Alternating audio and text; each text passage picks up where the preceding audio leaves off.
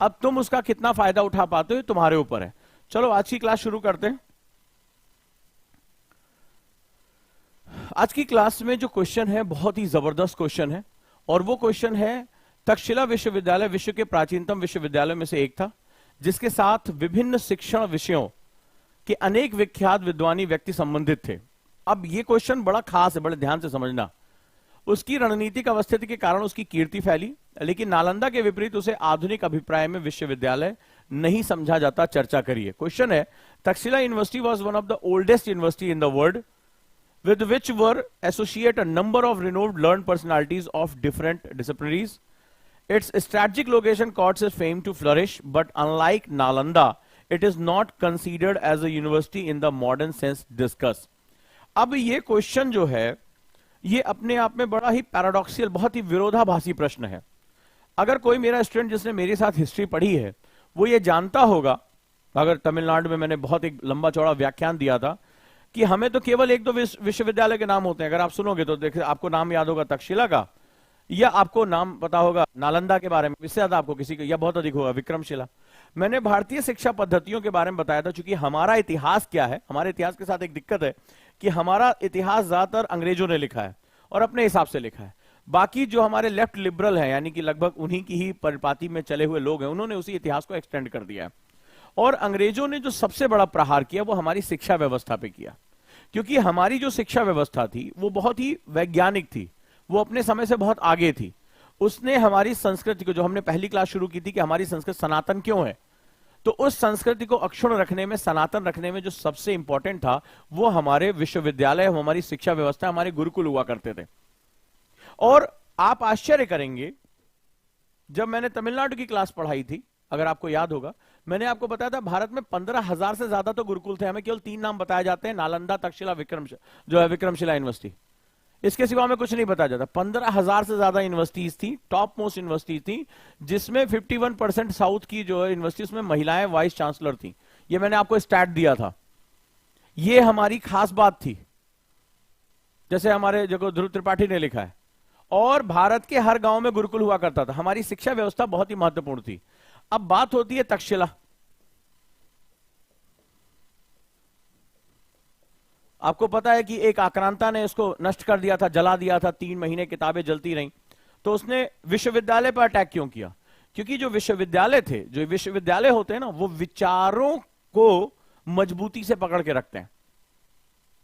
बड़े ध्यान से बात सुनना। आज तुम ऑक्सफोर्ड चले जाओ, प्रिंसटन चले जाओ, कैम्ब्रिज चले जाओ, ये जानते हो क्या करते हैं? ये पूरे विश्व के टॉप मोस्ट लीडर को अपने आप बुलाते हैं और अपनी विचारधारा उनके दिमाग में रखते हैं कि देखो ये है फलाना, ये है ढेकाना, ये डेमोक्रेसी है, बढ़ेगा, अपने यहां जाकर यही करो। वो हमारे लीडर को बताते हैं कि भारत एक राष्ट्र नहीं है, भारत राज्यों का संघ है। वो हर जगह यही बोलते हैं कि भारत राज्यों का संघ है, भारत राष्ट्र नहीं है, राष्ट्र की कोई कॉन्सेप्ट हमारे यहां ही नहीं है। तो ये जो सबसे इंपॉर्टेंट था कि जैसे इस क्वेश्चन में लिखा गया कि भाई आधुनिक समय के हिसाब से उसको विश्वविद्यालय का दर्जा नहीं दिया जा सकता।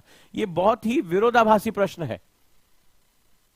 सवाल है कि तथ्य क्या मौजूद है। भाई अगर हम देखें तो जब कभी गांधार हुआ करता था, गांधार में तक्षशिला हुआ करता, जो आप वर्तमान अफगानिस्तान में, तो सेंट्रल एशिया की बड़ी इंपॉर्टेंट लोकेशन हुआ करती थी।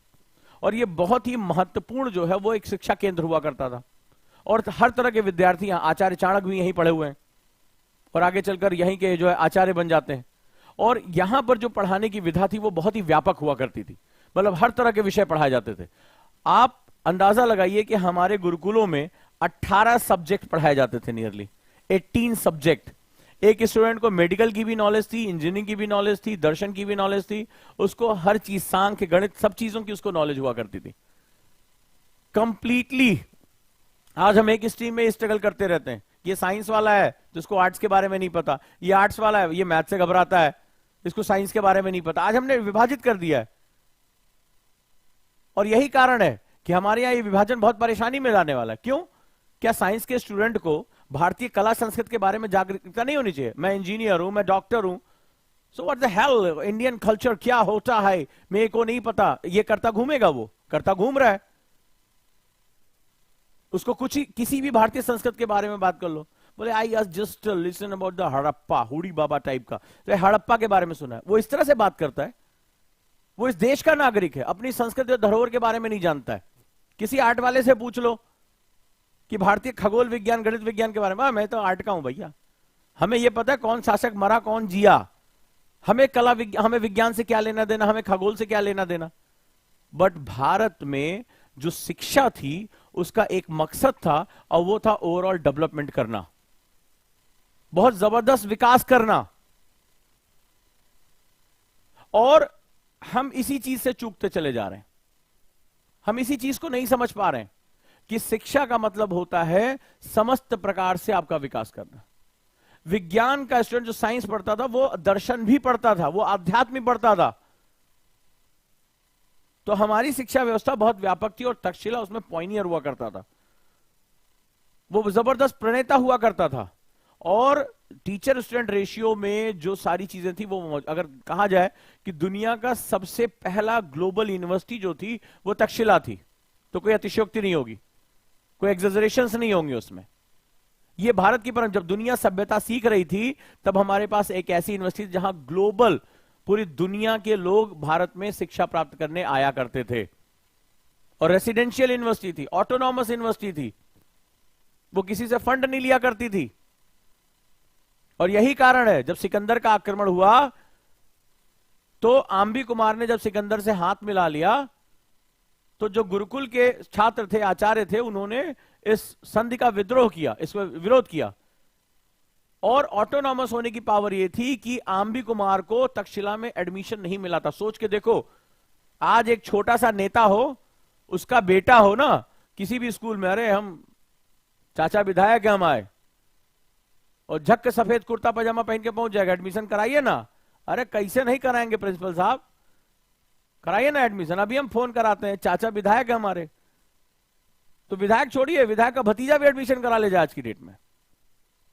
लेकिन उसी राज्य में होते हुए उसी राज्य के राजा के लड़के को एडमिशन नहीं दिया तक्षशिला विश्वविद्यालय ने। पढ़ लीजिएगा इतिहास।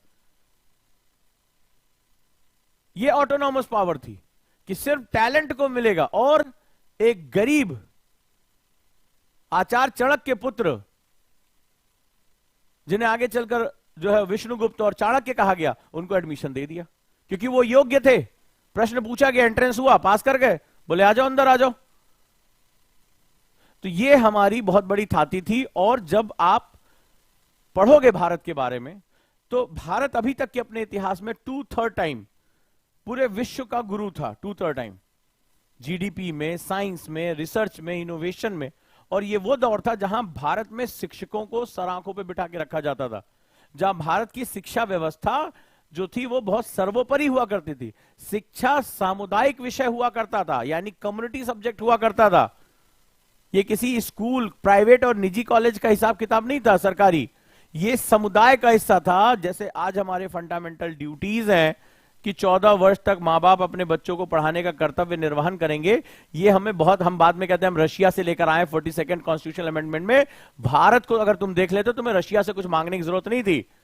भारत में ये सामुदायिक विषय था। कोई भी गुरुकुल राजा के पैसे से नहीं चला करता था। 6,40,000 गांव थे और सभी के पास अपने अपने गुरुकुल थे। ये थी हमारी पावर। हम शिक्षा को अपने जीवन का हिस्सा समझते थे। और शिक्षा भी कैसी, जिसको आज येल यूनिवर्सिटी चुरा के लेके चला गया अमेरिका में, कि सिर्फ किताबें नहीं रटनी है, तुम्हें तलवारबाजी, युद्ध कला भी सिखाई जाती थी गुरुकुल में। आज शायद ही कोई अच्छा स्कूल हो जहां मार्शल आर्ट, तुम किसी सरकारी स्कूल में चलो जहां मार्शल आर्ट की क्लास चलती हो। पीटी की तो क्लास होती नहीं उसमें। एक पीटी की क्लास होती तो लड़के जो वहां जाके, पीटी के नाम पे क्या होता है तुम देखो जाके, वहां पे क्या होता है, कंचा खेलते रहते, गुल्ली डंडा खेलते रहते, खो खो खेलेंगे, है ही नहीं है कुछ उनके पास खेलने के लिए। क्रिकेट के नाम पे 3 टूटे डंडे लगा दिए और काम चल रहा उसी से। एक बैट है, 5 टीमें, मारपीट हो रही है उसमें, है ही नहीं इक्विपमेंट्स। युद्ध कला सिखाई जाती थी, स्किल सिखाया जाता था कि अपनी जीविका चला सके, किसी के आगे हाथ ना फैला सके। तो भारत में जो ये गुरुकुल हुआ करते थे, ये स्किल डेवलपमेंट के सेंटर हुआ करते थे। और जब ये स्किल्ड लोग बाहर निकलते थे तो भारत का बाजार अपने आप आगे बढ़ जाता था, क्योंकि मार्केट जो होता है वो लेबर पे चलता है, कितना स्किल्ड लेबर है आपके पास। और यही कारण है पूरी दुनिया का मैक्सिमम व्यापार हमारे हिस्से में था।